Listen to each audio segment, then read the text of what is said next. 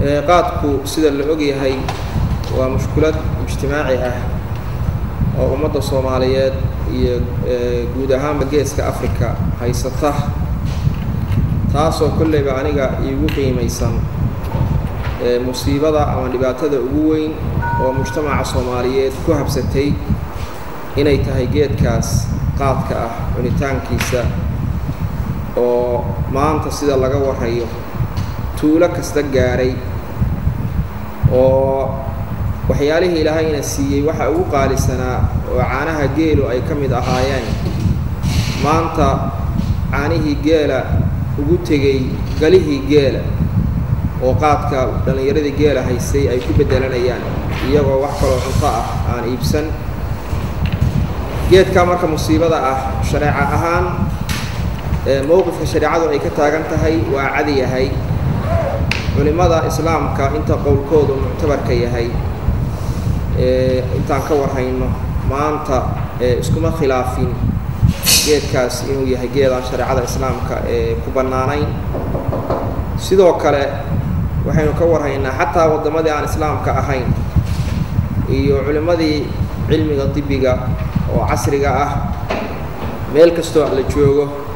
in la isku raacay inuu yahay geedkaasi geed darooga ah oo liistiga mukhadiraadka waliba kuwa ugu horeeya la gelisiiyey inuu ka mid yahay sidaan ka warhaynana waxa ugu dameeyay oo geedkaas joojiyay oo mamnuucay oo aqoonsaday inuu yahay mukhadiraad khatar ah dawladda Ingiriiska sida aynu ka warhayno intaas kadib shariicada markaynu fiirino nusuus aad u fara badan ayaa laga helaya quraanka iyo sunnada nabiga sallallahu alayhi wa sallam oo laga qaadanayo qaadka cunitaankiisu inuu xaraan yahay waxa kamid ah nusuustaas Ilaahay subhanahu wa ta'ala markuu lahaa yasalunaka maada uhilla lahum qul uhilla lakum tayyibat waxay ku weydiinayaan rasuulka Ilaahay oo maxaa la idin xalaalay waxyaalaha la cuno oo in la cuno ay suurtagal tahay maxaa xalaalka ah maxaa si xaraanka ah markaas Ilaahay ku jawaabay qul uhilla lakum tayyibat waxa la idin xalaaleeyay wixii tayyib ah tayyib waxa loola jeedaa waa wax qofka wax gelinaya oo caafimaadkiisa iyo jirkiisa iyo maxaan ku yiraahdaa awoodiisa wax taraya aan wax u dhimayn inta wixii wax yeelaya marka khabiith bay noqonaysaa oo shaygaas khabiith buu noqonayaa wixii inta wax yeelaya tayyib aan ahayn aayad kalena Ilaahay ku cadeeyay subhanahu wa ta'ala markii Allah uu ka waramayay nabiyullaahi Muhammad sallallahu alayhi wa sallam muhiimadda loo soo diray markii Ilaahay uu ka waramayay suuratul a'raaf Ilaahay wuxuu yiri subhanahu wa ta'ala aayadii ya'muruhum bil ma'ruf wa yanhaahum 'anil munkar wa yuhillu lahum at-tayyibat wa yuharrimu 'alayhim al-khaba'ith muhiimadaha nabiga loo soo diray taasa kamid ahay dadka waxa wanaagsan inuu farayo waxa xunna inuu ka reebayo haddana inuu u xalaalaynayo waxyaalaha tayyibaadka ah waxyaalaha khabaa'ithta ah oo xunna inuu ka xarimayo qaadku marka khabiith weey maxaa yeelay khabiith waxa la yiraahdaa wixii qofka inuu wax yeelo mooyee aan waxba tarayn waxaynu ognahay qofka diintiisii wax uu yeelaya akhlaaqdiisii waa biinaya caafimaadkiisa sida dhaqaatiirtu ay ka warrami doonaan wax uu yeelaya mujtamacii oo dhan ayuu burburinaya wixii marka saas oo kala ah shariicadeena waa xarimta waxa la og yahay dhammaan diimihii Ilaahay uu soo dejiyay oo dhan markay culimadu baareen waxa la isku waafaqay 5 arrimood in la ilaaliyo diimihii samaawiga ahay oo dhan in loo soo dejiyo 5 arrimood oo ah diinta in la ilaaliyo qofka diintiisa nafta in la ilaaliyo caafimaadkeeda maalka in la ilaaliyo aqliga in la ilaaliyo bini aadanka oo aqligaas Ilaahay uu kaga soocay bini aadanka xayawaanaadka kale inaan la doorin cildiga iyo sharafta iyo nasabka qofka bini aadanka in la ilaaliyo 5 arrimood oo markaan fiirino qaadku waa dhaawacaya diintii wax buu yeelaya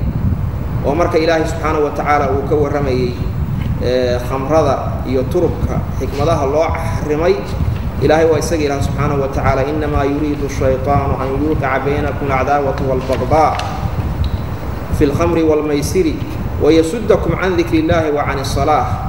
إلهي آياتك آيات أسوق كشيء أسبابها خمرجة إيوه ميسرك إيوه تربك الله حرمي إنه كم تي شيطان مجتمع إنه كجد حريدة يمكن وحيالها استعمالان لبعض الموضوع واوين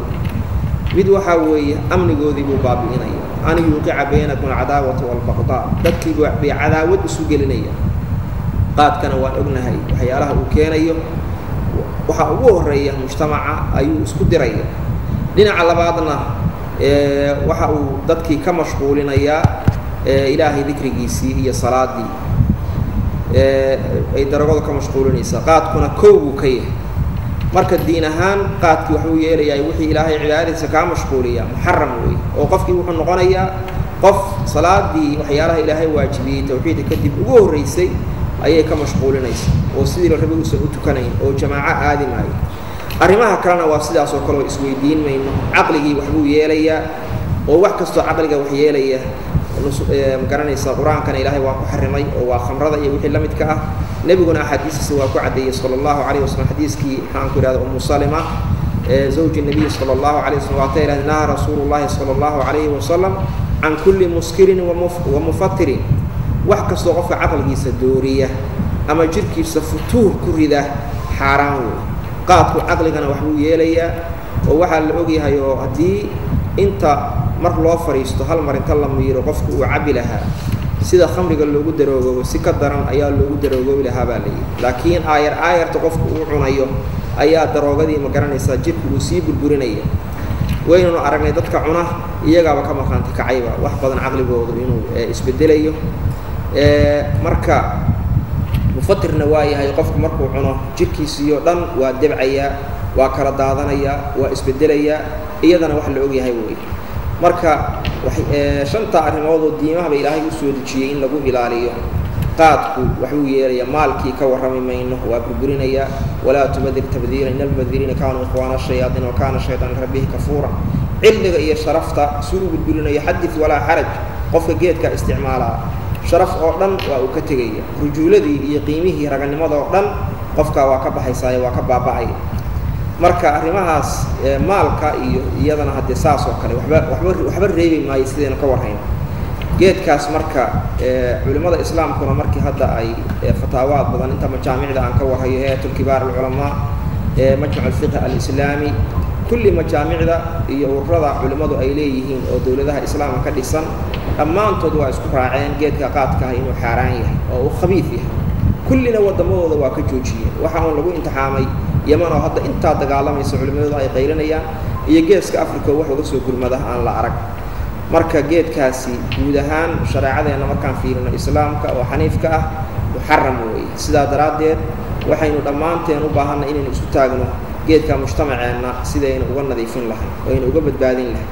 نفتي بدلية وحيالها ديمها إلى عليها نفط واكم سدا نشجعنا ولا تقتلوا أنفسكم إن الله كان بكم رحيما ولا تلقوا بأيديكم إلى التهلكة وحكستو نفط بنا هذا كدباتو كينيا إلهي وحرم سبحانه وتعالى وأنا أقولنا هاي أي نسك أنت إنك قدمتها أما محام كلا ملاري إنك قدمتها أما تيبي إنك قدمتها قاطك إنك بدن بينا كلاية لكن نصيب درو إيوه هيئات وحي هلان كشقية والله دقالن كودا وحي على هاس عذرها كله لكن قاطك إلهي هذا هيئات كشقيسة يسوي موسن هلين يسوي دباتو وبدن ومجتمعان إنها هي سطح انت أصلا قصوا قابلنا يا وبالله التوفيق صلى الله على محمد وعلى آله وصحبه أجمعين